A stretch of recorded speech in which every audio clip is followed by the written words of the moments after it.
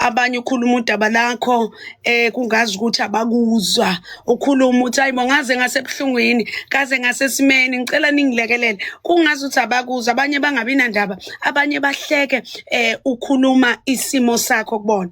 Not everyone will understand your tears. Let them witness your strength in public. Not everyone will understand your tears in private. Inyembe zoyikhalayo uthi uyambika umuntu umbikela uthi hey kaze ngasebunzimeni so hayibo wena unalutho.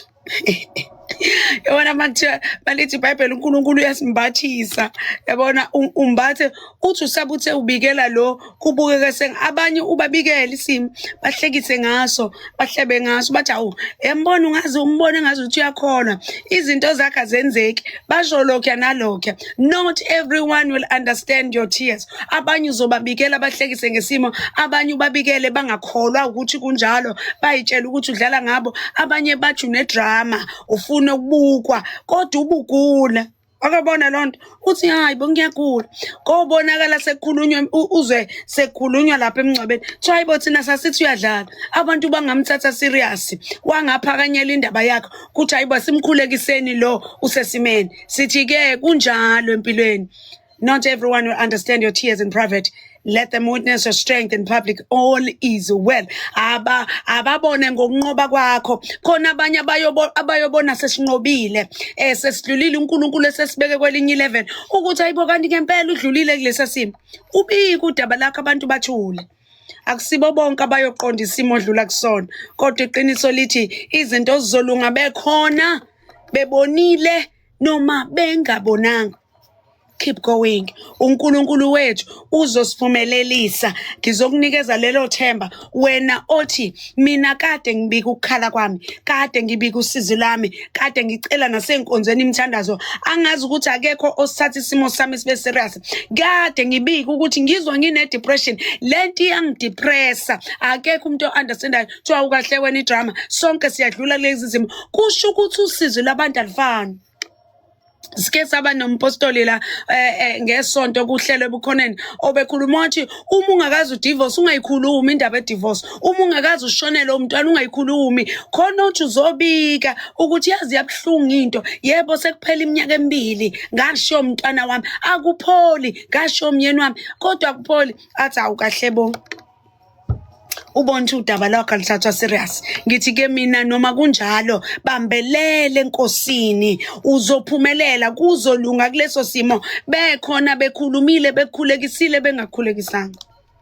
Wena beka ithemba lakhe enkosini indaba iyonakala uma susuka kuye. Yebo siyabadinga abantu abazosikhulekisa kodwa uNkulunkulu uma singasuki kuye uma silimethemba noma sesingashasho lutho ebukhoneni bakhe sesithi siyathandaza kuphuma inyembezi sesithi siyathandaza ubuhlungu kube sengazi ukuthi uNkulunkulu sikhohliwe kodwa uma singasukanga awubazalwane awubengangcono ukuthi ngingatholakala kuzo zonke indawo phinde ungatholakali nakuma-poster amakhulu uyibuza ukuthi awu mina yini angifakwa ngani ey'ntweni angifakwa ngani emicimbini nakuphi yini mina ngihlale ngisilele emuva yini lesithezile ebusweni bami kangaka kanti kwenzakalani lalela kungcono ukutholakala ebukhoneni benkosi tholakale in the presence kunokuthi uyobonakala lapha endaweni ezinkulu ungconywa abantu ududuzwa abantu kanti abaronge ongcono tholakala ebukhoneni benkosi izimo zizolunga bekhona labantu